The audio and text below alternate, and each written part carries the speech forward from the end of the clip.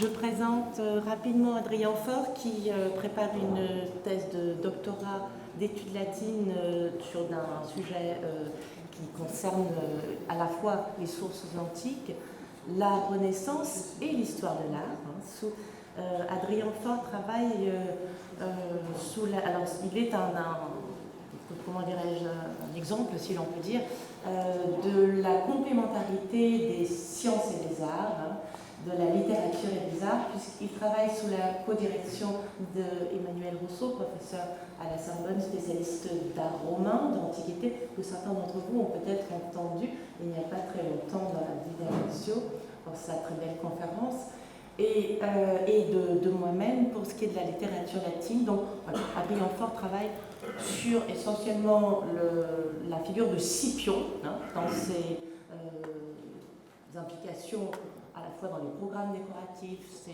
son symbolisme politique à la Renaissance, et évidemment il va chercher pour cela toutes les sources antiques et tous les programmes décoratifs possibles. Mais aujourd'hui, il va nous parler c'est un doctorant qui va bientôt être docteur à la fin de l'année, si tout va bien, voilà, et qui a élargi considérablement aussi son champ d'études, et qui a fait une découverte, peut-être c'est l'un de ceux qui a fait une découverte originale dans le fond patrimonial sur l'histoire d'un manuscrit ancien qu'il a découvert et dont il va parler sur le titre Itinéraire franciscain dans les marches, histoire d'un des plus anciens manuscrits de la bibliothèque Fesch, mais je vais lui donner la parole, ça sera plus intéressant. Voilà, merci. Cela fonctionne, oui. Alors bien écoutez, d'abord je tiens à remercier bien évidemment Madame Casanova-Robin pour l'organisation et l'invitation d'abord à participer à cette mission et l'organisation de cette merveilleuse journée d'études, et également la municipalité d'Ajaccio, donc, qui nous a permis bien évidemment de pouvoir errer dans cette bibliothèque et faire des découvertes un peu inattendues. Donc je vais vous parler maintenant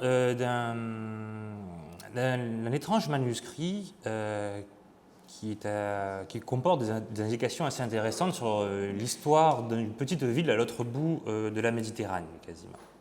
Donc, durant nos différentes missions d'exploration du fond de la bibliothèque Fesch, nous avons pu mettre la main sur un manuscrit relativement étrange et sans doute unique au sein de la collection. Le caractère exceptionnel de ce manuscrit ne tient pas tant au texte qu'il transmet, mais bien plutôt à l'histoire de ses pérégrinations à travers l'Italie de la fin du Moyen-Âge. Ce manuscrit, écrit sur parchemin avec une encre noire foncée rehaussée de bleu et de rouge, est composé de 304 feuillets.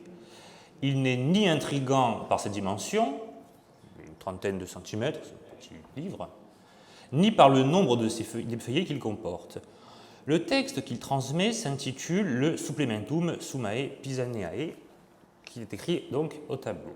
Son auteur est Niccolò da Osimo, un théologien et canoniste franciscain né vers 1370, qui joua un rôle considérable dans l'ordre des frères mineurs, en particulier au sein du mouvement rigoriste de l'observance. Son supplementum, comme l'indique son nom, constitue un supplément organisé alphabétiquement à ce que l'on appelle la Summa Casum Conscientiae, recueil de sermons pour le carême, composé par Bartolomeo de Pise, un autre frère mineur. Le supplementum, qui complète ainsi la Summa précédemment citée, comporte ainsi, sous la forme de courtes sentences, des préceptes de philosophie morale et plus généralement théologique. Par exemple, à l'entrée uxor, qui signifie épouse en latin, nous trouvons la phrase suivante: Maius est peccatum occidere matrem quam uxorem, quia magis repugnat naturae. C'est un plus grand péché de tuer sa maman plutôt que de son épouse, parce que cela répugne davantage à la nature. Donc, messieurs, je vous laisse avec votre conscience. Pour davantage de commodité et praticabilité, le supplementum est accompagné d'un index alphabétique qui relie entre elles, par un système de renvoi, diverses notions, et d'un index qui développe les textes cités dont le titre apparaît abrégé dans le supplementum. Ils sont suivis de quelques textes de droit canonique, c'est-à-dire du droit qui s'occupe des rapports entre les différentes institutions de l'Église, textes issus notamment des décrétales de Gratien. Dernière petite remarque, c'est ce que vous avez au tableau. notre manuscrit n'est pas complet, il doit manquer au moins un cahier entre la fin du supplementum et le début de l'index qui ne commence qu'à la lettre D.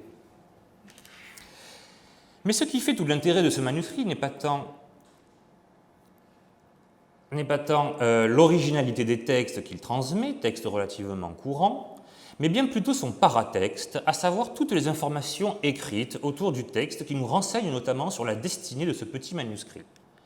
À la suite des décrétales, au verso du dernier feuillet, le copiste nous apprend en effet que ce manuscrit a été écrit pour un dénommé Giacomo da Benevento, c'est écrit à droite, en haut à droite, dans l'inscription, prêtre et confesseur de l'ordre des franciscains. L'inscription nous rapporte également une très intéressante liste d'ouvrages qui ont appartenu au même Giacomo et qu'il décide de léguer à sa mort à différentes maisons franciscaines éparpillées dans les Marches, dans l'est de l'Italie.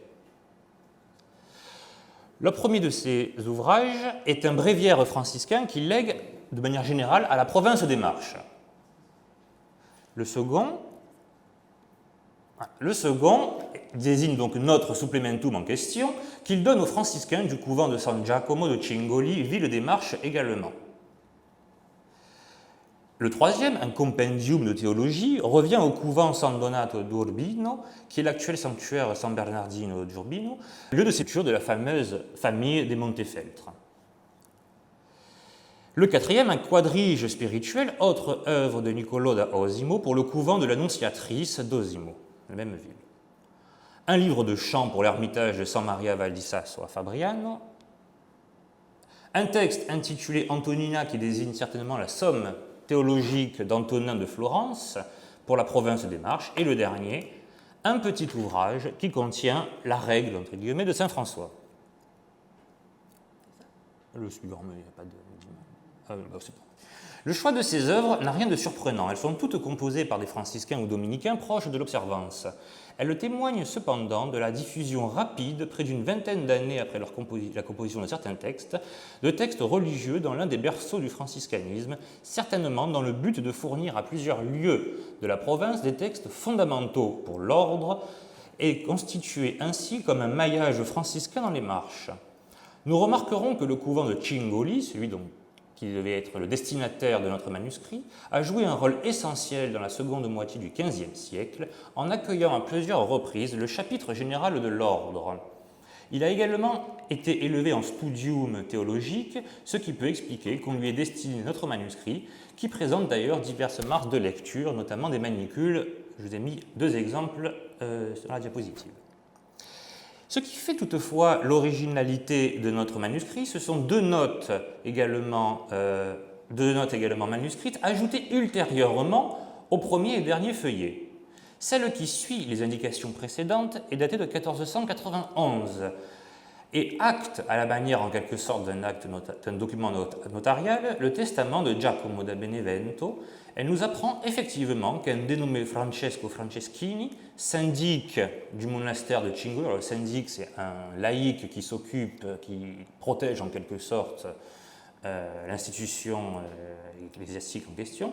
Donc le syndic du monastère de San Giacomo de Cingoli s'est rendu dans la ville de Camerino où est décédé en 1488 notre Giacomo da Benevento, celui pour lequel avait été copié notre manuscrit, pour le récupérer et le ramener selon les vœux du frère mineur consigné au-dessus. Il a été ramené au monastère de Cingoli, je cite, pour la satisfaction et la consolation de tous les frères qui à l'avenir y séjourneraient. Sur le premier feuillet, la même main indique la date à laquelle a été écrit notre manuscrit, donc 1470, ce qui fait, il me semble, d'après le manuscrit tourangeau de la bibliothèque, l'un des plus vieux, voire le plus vieux de la bibliothèque. Donc, a été écrit en 1470 en même temps que d'autres manuscrits contenant des textes émanant du même milieu religieux. Son premier possesseur est le frère, donc, je rappelle l'histoire brièvement, est le frère Giacomo da Benevento qui en disposa jusqu'à sa mort à Camerino en 1488, après quoi il revient, selon les vœux de son premier propriétaire, au couvent San Giacomo de Cingoli. Le syndic de ce couvent, Francesco Franceschini, se rend à Camerino pour prendre possession du manuscrit et le ramener dans la bibliothèque à laquelle il était destiné. En 1491, enfin, un dernier frère, Francesco da Montegiorgio, une autre ville des Marches, relate sur les premiers et derniers feuillets l'histoire du manuscrit, c'est l'inscription que vous avez, ce sont les inscriptions que vous avez au premier et au dernier feuillet. Comment il est ensuite parvenu à la bibliothèque Fesch, nous l'ignorons. Aucune autre marque de possession peut nous informer sur la suite de son histoire. Mais il est à rappeler que les rapports entre les couvents des frères mineurs de Corse et d'Italie sont chose commune et il n'est pas du tout impossible qu'il ait traversé la mer Tyrrhénienne lors du voyage de l'un des frères de l'ordre mineur. L'absence d'autres marques de possession peut-être nous pousser à penser qu'il n'a en réalité jamais quitté Cingoli jusqu'aux suppressions napoléoniennes des congrégations religieuses en Italie survenues en 1810, ou alors il a pu également être acheté par le cardinal au moment de vente en Italie. Donc l'histoire à proprement parler de notre manuscrit s'achève ici. En revanche, les notes du diseur Francesco da Monte Santa Maria e Montegiorgio, relativement longues, nous fournissent beaucoup d'autres informations fort intéressantes sur l'histoire du couvent de San Giacomo de Cingoli à partir du moment où il est passé à l'observance. Cette histoire retracée, je cite, pour la mémoire et la connaissance éternelle de tous les frères à venir, atteste de l'expansion rapide du couvent et de sa rapide constitution en lieu important pour l'observance.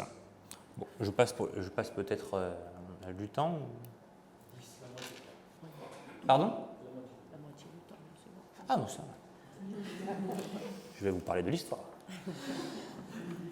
Donc, grâce à l'approbation, donc l'histoire de notre couvent San Giacomo de Cingoli, grâce à l'approbation du pape Nicolas V, le couvent s'agrandit, notamment sur les possessions des bénédictines voisines. Tout ça est raconté dans les notes de notre ami, qui est vraiment très bavard. Rapidement, entre 1445 et 1491, sont élevés une infirmerie, un réfectoire, des cellules, un vestibule, ainsi que des chapelles appartenant à certaines familles de notables locaux.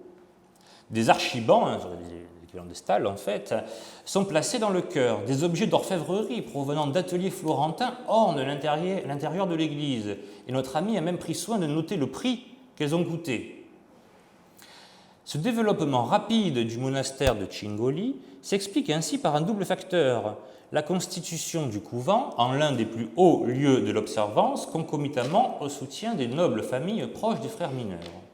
Il renseigne ici de manière précise sur l'action de la famille de syndic des Franceschini.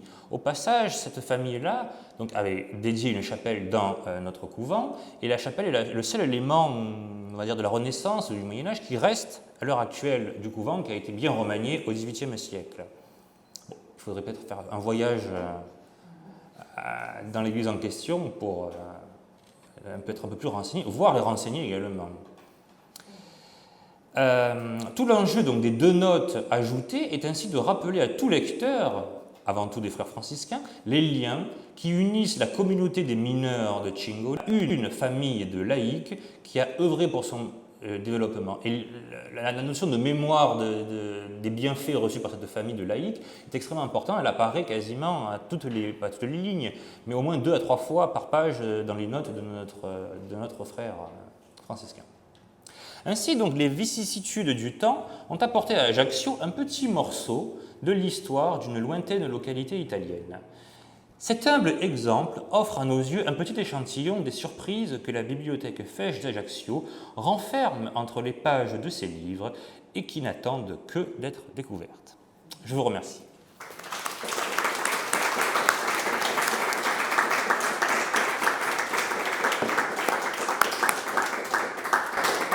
Merci beaucoup Adrien pour cet exposé très intéressant, très érudit et qui nous montre vraiment là l'une des pièces les plus originales et peut-être la plus ancienne du fonds patrimonial de la bibliothèque Fesch.